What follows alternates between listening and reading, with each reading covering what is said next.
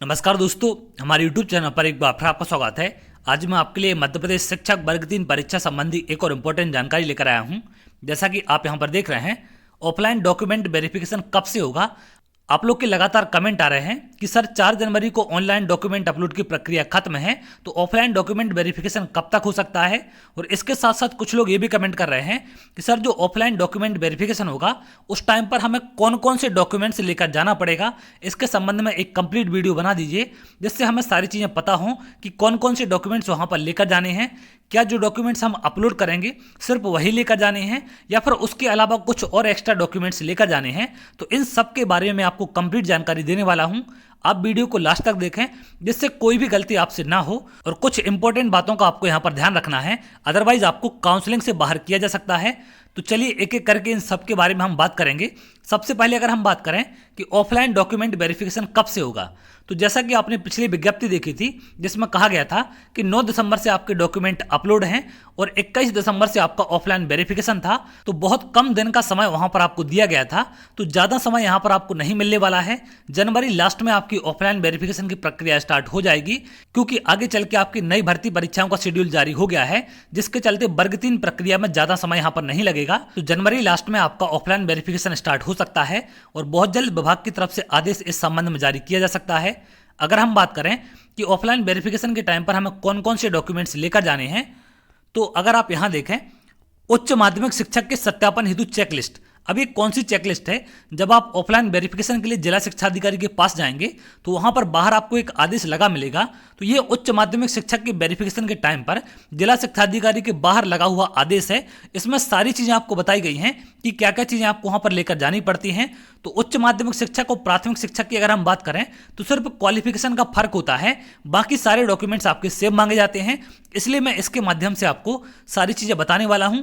इसमें आपका जो 4th नंबर का पॉइंट है, स्नातकोत्तर की मार्कशीट, तो पोस्ट ग्रेजुएशन की मार्कशीट आपको नहीं लगेगी। उसके अलावा बाकी ये सारे डॉक्यूमेंट्स आपसे मांगे जाएंगे। तो जो भी डॉक्यूमेंट्स आपने ऑनलाइन अपलोड किए हैं वो सारे तो आपको लगने ही हैं। उसके अलावा कुछ और एक्स्ट्रा डॉक्यूमेंट्स यहाँ पर आपके लगते हैं, तो एक एक करके इन सब के बारे में हम बात करेंगे। सबसे पहला है अभ्यर्थी की आईडी फोटो युक्त। तो आपको ऐसी आईडी लेकर जानी है जिसमें आपकी फोटो हो, जैसे कि आधार कार्ड। और अगर आधार कार्ड नहीं है तो कोई और आप ऐसी आईडी लेकर जाएं जिसमें आपकी फोटो लगी हो। इस बात का आप ध्यान रखेंगे। सेकंड नंबर है अभ्यर्थी का स्कोर कार्ड। अब स्कोर कार्ड आपको कौन सा लेकर जाना है? जो आपका रिजल्ट आया था जिसमें आपके रॉ मार्क्स और नॉर्मलाइज्ड मार्क्स लिखे थे, जिसमें सारी आपकी कैटेगरी वाइज रैंक दी गई थी, वो वाला प्रिंट आउट आपको निकाल कर यहाँ पर लेकर जाना है। तो इस बात का भी आपको ध्यान रखना है।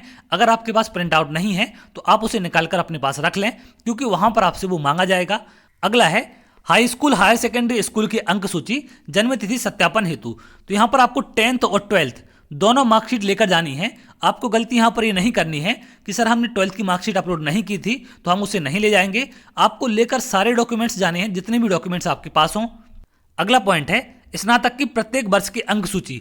तो अगर आपने ग्रेजुएशन की मार्कशीट अपलोड की है तो आपको सभी सेमेस्टर की सभी वर्ष की अंक सूची यहाँ पर लेकर जानी है। अगला है बीएड की अंक सूची। तो बीएड या डीएड या डीएलएड जो भी आपने यहाँ पर अपलोड किया है उसकी सारी अंक सूची आपको यहाँ पर लेकर जानी है। अगला है समक्ष अधिकारी का मूल निवासी प्रमाण पत्र, यदि किसी भी प्रकार के आरक्षण का लाभ लिया हो। तो यदि आपने आरक्षण का लाभ लिया है तो आपको मूल निवासी प्रमाण पत्र लेकर जाना पड़ेगा, क्योंकि आरक्षण का लाभ उन्हीं को मिलता है जो मध्य प्रदेश के मूल निवासी हैं। अगला है SC ST OBC EWS अतिथि शिक्षक के समक्ष अधिकारी के प्रमाण पत्र। तो इनमें से जो भी चीज़ें आपने अपलोड की हैं, चाहे SC ST अतिथि या जो भी इसके अलावा आपने अपलोड किया है, वो सारी चीज़ें यहाँ पर आपको लेकर जानी है। अगला है उपनाम परिवर्तन की स्थिति में शपथ पत्र। तो उपनाम परिवर्तन की स्थिति में शपथ पत्र आपसे अपलोड कराया गया है, तो ये भी आपको लेकर जाना है। और इसके अलावा जो भी आपकी डॉक्यूमेंट्स में गलती है उसके लिए अगर आपने एफिडेविट बनवाया है, अपलोड किया हो या ना किया हो, वो भी आपको वहां पर लेकर जाना है, क्योंकि हो सकता है उस टाइम पर आपसे मांग लिया जाए। अगला है नाम परिवर्तन की स्थिति में गजट नोटिफिकेशन। तो उपनाम के अलावा अगर आपके में नाम भी परिवर्तित है तो आपको यहाँ पर गजट नोटिफिकेशन लेकर जाना पड़ेगा। अगला पॉइंट है अन्य कोई दस्तावेज अभ्यर्थी द्वारा पोर्टल पर अपलोड किया गया हो। इसके अलावा अगर कोई और डॉक्यूमेंट आपने पोर्टल पर अपलोड किया है तो उसे भी आपको लेकर जाना है। तो आपको ऑफलाइन वेरिफिकेशन के टाइम पर इस क्रम में दस्तावेजों को लेकर जाना है। और जो अभ्यर्थी मध्य प्रदेश के रहने वाले हैं लेकिन जनरल कैटेगरी से बिलोंग करते हैं, उनको यहाँ पर 8 नंबर का जो पॉइंट है SC ST या जो आपका आरक्षण का सर्टिफिकेट होता है ये उनके पास नहीं होता है, तो आपको ये लेकर नहीं जाना है। और अगर हम बात करें अदर स्टेट वालों की, तो उनको भी ये 8वें नंबर का जो पॉइंट लिखा हुआ है ये डॉक्यूमेंट्स नहीं ले जाना है। और इसके साथ साथ अदर स्टेट वालों को मूल्य निवासी प्रमाण पत्र यहाँ पर नहीं ले जाना है। और अगर आपने D.Ed किया है या D.Led किया है तो आपके पास ग्रेजुएशन की मार्कशीट आपने नहीं लगाई है तो आपको 12th की मार्कशीट लेकर जानी है, इस बात का भी आप ध्यान रखेंगे। लेकिन B.Ed वाले जितने भी अभ्यर्थी हैं उन सभी को यहाँ पर ग्रेजुएशन की मार्कशीट लेकर जानी है, वो भी सभी सेमेस्टर की। और जिन भी अभ्यर्थियों के पास ओरिजिनल मार्कशीट नहीं है, आप लोग कोशिश करें कि ओरिजिनल मार्कशीट आपको मिल जाए। अगर ओरिजिनल नहीं मिल पाती है तो आप लोग संबंधित यूनिवर्सिटी से प्रोविजनल मार्कशीट बनवा सकते हैं, जिसके चलते आपको वहां पर राहत मिल सकती है। अगर आप मार्कशीट नहीं लगाएंगे तो आपको होल्ड करके बाहर कर दिया जाएगा, इस बात का आप ध्यान रखें। अब यहाँ पर लास्ट में एक नोट में पॉइंट लिखा हुआ है, सभी अभ्यर्थी उपरोक्त क्रम में दस्तावेज 3 प्रति में तैयार कर सत्यापन कराएंगे, साथ ही प्रत्येक अभिलेख पर स्वप्रमाणित कर अपना नाम एवं दिनांक अंकित करेंगे। तो आपको इन डॉक्यूमेंट्स की 3 प्रतियां लेकर जानी है। वो तीनों आपकी सेल्फ अटेस्टेड होनी चाहिए, यानी कि आपके खुद के साइन उस पर होने चाहिए और नाम और तारीख भी आपको अंकित करनी है। लेकिन अभी से आपको डॉक्यूमेंट्स पर नाम या डेट नहीं डालनी है। जिस दिन आप वेरिफिकेशन के लिए जाएंगे उसी दिन आपको सभी डॉक्यूमेंट्स को सेल्फ अटेस्टेड करना है, उस पर अपना नाम डालना है और डेट जिस दिन आपका वेरिफिकेशन होगा। और इसके अलावा एक बात का और आपको ध्यान रखना है कि जितने भी अभ्यर्थी आरक्षण का लाभ ले रहे हैं आपको इनकम सर्टिफिकेट लेकर जाना है, विशेषकर EWS वालों को। और बाकी OBC SC ST वाले भी अपना इनकम सर्टिफिकेट रख कर ले जाएंगे, हो सकता है वहां पर आपसे मांग लिया जाए। और जिनकी शादी हो चुकी है, विशेषकर फीमेल की अगर हम बात करें, तो आपको अपना मैरिज सर्टिफिकेट या उसके स्थान पर एफिडेविट लेकर जाना है, हो सकता है वहां पर आपसे मांग लिया जाए।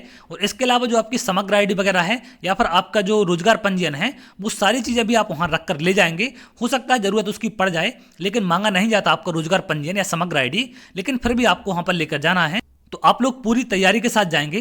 कोई भी डॉक्यूमेंट्स ऐसा नहीं होना चाहिए जो आप घर पर छोड़कर जाएं, सारी चीज़ें लेकर जाएं, चाहे वो लगे या ना लगे।